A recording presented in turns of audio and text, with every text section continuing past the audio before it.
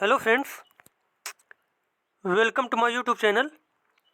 आज हम लोग पढ़ेंगे हिंदी साहित्य में जो हमारा चैप्टर है कृष्ण काव्य के बारे में। और ये सारे वही क्वेश्चन होंगे जो विगत वर्षों में किसी न किसी एग्ज़ाम में पूछे गए हैं, और उससे संबंधित जितने नए क्वेश्चन बनेंगे वो भी हम लोग कंप्लीट करते जाएंगे। और संपूर्ण हिंदी की प्लेलिस्ट आपको हमारे चैनल में मिल जाएगी, आप लोग जाके देख सकते हैं। और अगर वीडियो अच्छा लगे तो चैनल को सब्सक्राइब करें, वीडियो को लाइक करें, कमेंट करें। चलिए देखते हैं यहाँ पे क्वेश्चन पूछा गया है, निम्नलिखित पंक्तियाँ किस कवि कवियत्री की हैं? असुवन जल सींच सींच प्रेम बेल बोई, अब तबेल फैल गई आनंद फल होई। अब यहाँ पे जो ये पंक्तियाँ दी गई हैं, ये पंक्तियाँ दी गई थी मीराबाई के द्वारा। किसके द्वारा? मीराबाई के द्वारा। अब देखो यहाँ पे मीराबाई के बारे में कुछ पॉइंट दिए गए हैं, जैसे कि मीराबाई 16वीं शताब्दी की एक कृष्ण भक्त कवयित्री थी। इनका जन्म 1498 ईस्वी में कुड़की राजस्थान में हुआ था। और इनकी प्रमुख रचनाएं दी गई हैं, जैसे कि इनकी प्रमुख रचना जो है नरसिंह जी का मायरा, राग गोविंद, गीत गोविंद की टीका। तो ये सारे पॉइंट आपको याद रखने हैं।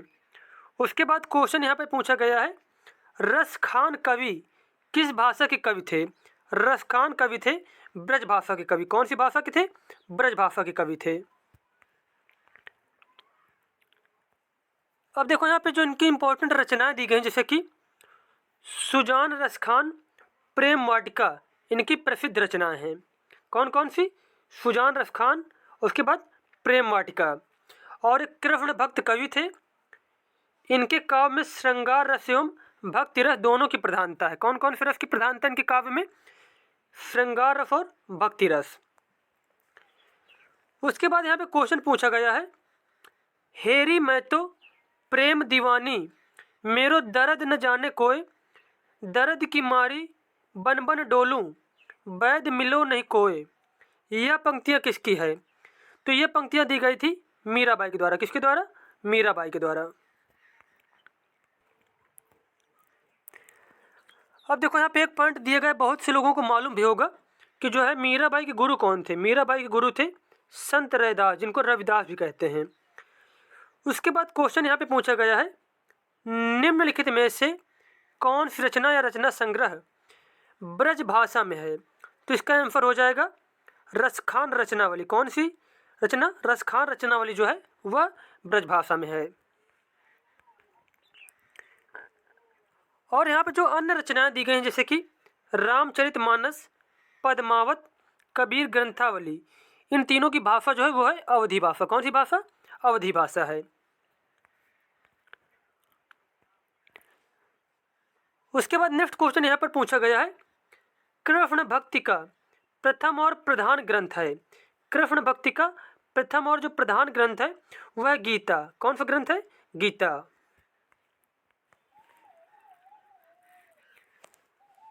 अगला क्वेश्चन यहाँ पर पूछा गया है, प्रेम वाटिका में किसका वर्णन है?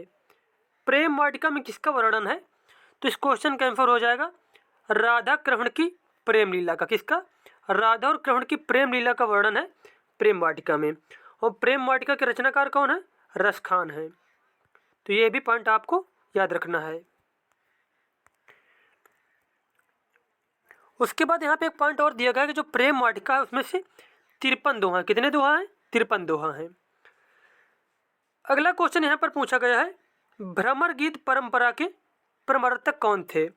भ्रमर गीत परंपरा के प्रवर्तक थे सूरदास। कौन थे? सूरदास।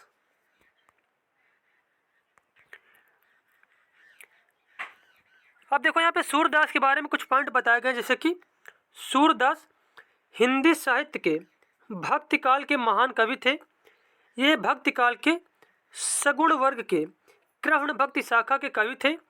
इनकी प्रसिद्ध रचनाएं जैसे कि सूरसागर, सूरसारावली, साहित्य लहरी, इनकी जो है प्रमुख रचनाएं हैं। उसके बाद यहाँ पे क्वेश्चन पूछा गया है, मीराबाई के पद राजस्थानी भाषा की किस बोली में लिखे गए हैं? इसका आंसर हो जाएगा मारवाड़ी में। कौन सी भाषा में? मारवाड़ी में। अब यहाँ पे देखो बहुत इंपॉर्टेंट एक पॉइंट दिया गया है।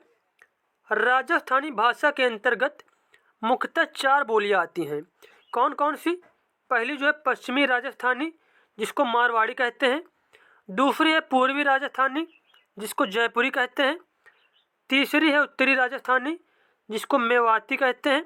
और चौथी है दक्षिणी राजस्थानी, जिसको मालवी कहते हैं। उसके बाद अगला क्वेश्चन पूछा गया है, सूरदास की कृतियों की भाषा कौन सी है? तो इसका आंसर हो जाएगा ब्रज भाषा है। कौन सी भाषा है? ब्रज भाषा है।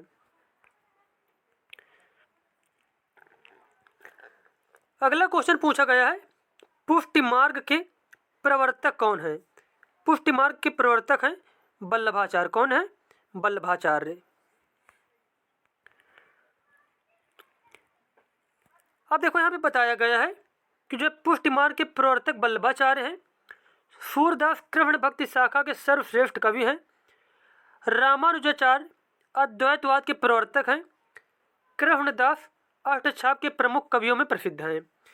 अब देखो यहाँ पे अगला क्वेश्चन पूछा गया है, रुद्र संप्रदाय के प्रवर्तक कौन है? रुद्र संप्रदाय के प्रवर्तक हैं विष्णु स्वामी। कौन है? विष्णु स्वामी।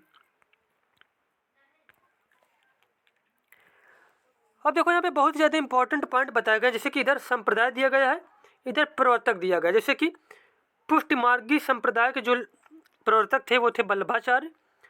ब्रह्म संप्रदाय के प्रवर्तक थे माधवाचार्य।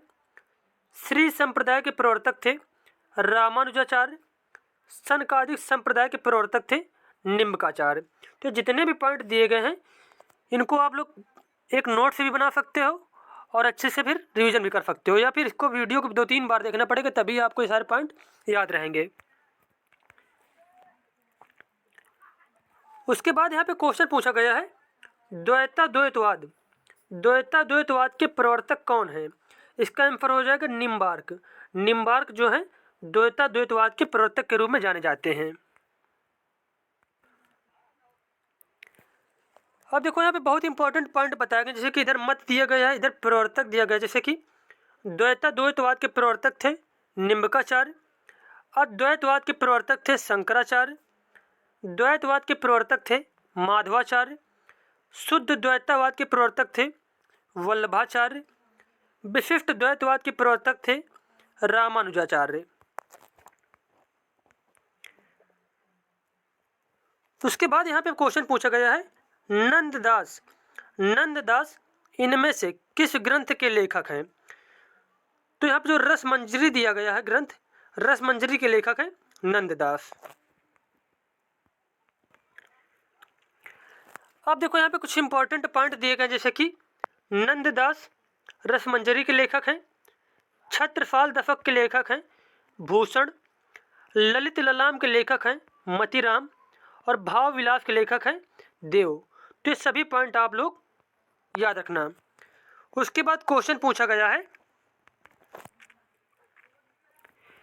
अब यहाँ पे क्वेश्चन पूछा गया है, निम्नलिखित में से कौन सी रचना नरोत्तम दास की है? कौन सी रचना नरोत्तम दास की है?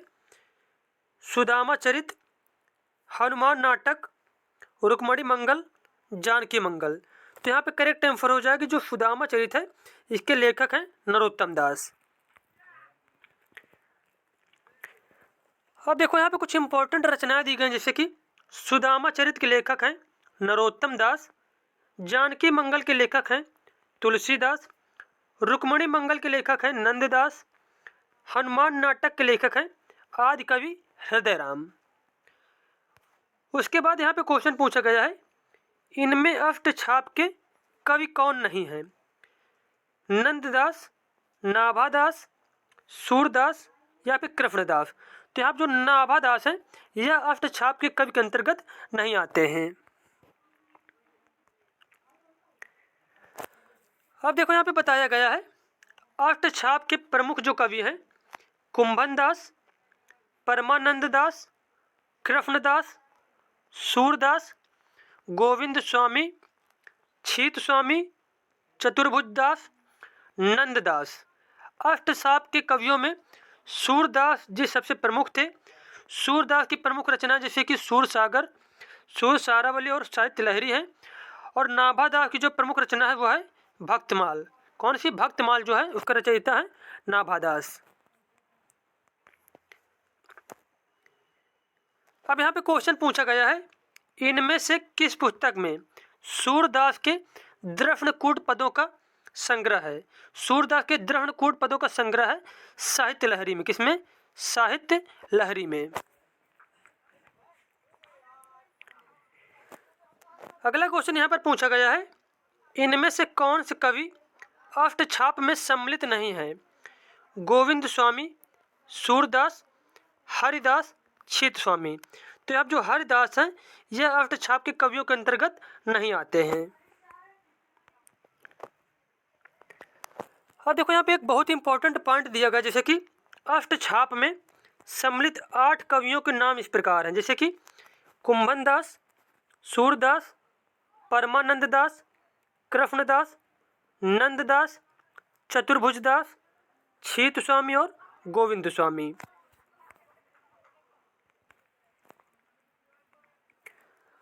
उसके बाद नेक्स्ट क्वेश्चन यहाँ पर पूछा गया है, वात्सल्य रस का सम्राट किस कवि को कहा जाता है?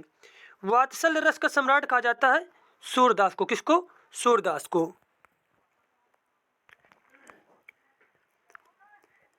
अगला क्वेश्चन यहाँ पर पूछा गया है, सूरदास, नंददास आदि अष्टछाप के कवियों ने कृष्ण काव्य की रचना किस भाषा में की थी? तो इसका आंसर हो जाएगा ब्रज भाषा में। कौन सी भाषा में? ब्रज भाषा में। अगला क्वेश्चन पूछा गया है, सूरदास के गुरु कौन थे? सूरदास के गुरु का नाम था वल्लभाचार्य। क्या नाम था? वल्लभाचार्य।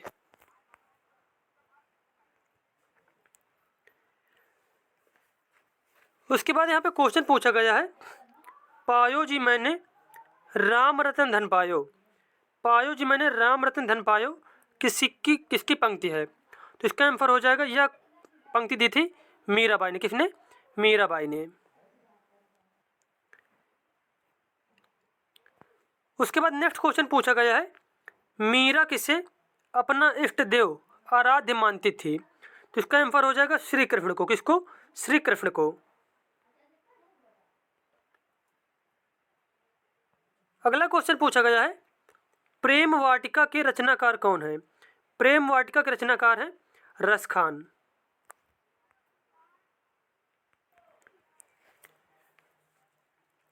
अगला क्वेश्चन यहाँ पर पूछा गया है, सूरदास की इनमें से कौन सी रचना है? तो यहाँ पे करेक्ट आंसर हो जाएगा जो साहित्य लहरी है इसके रचनाकार हैं सूरदास।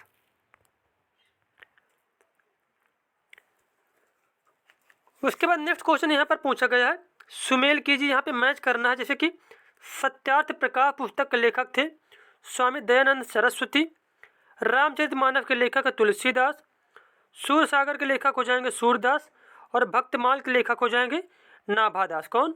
नाभादास। तो यहाँ पे करेक्ट आंसर हो जाएगा सी ऑप्शन जो है CDBA।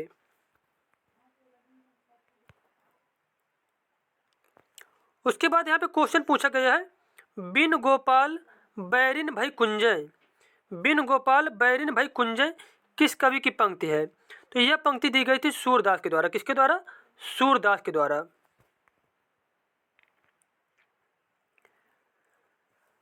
अब देखो यहाँ पे कुछ पंक्तियां दी गई, जैसे कि शेष महेश गणेश दिनेश सुरेशहु जाह निरंतर गावे।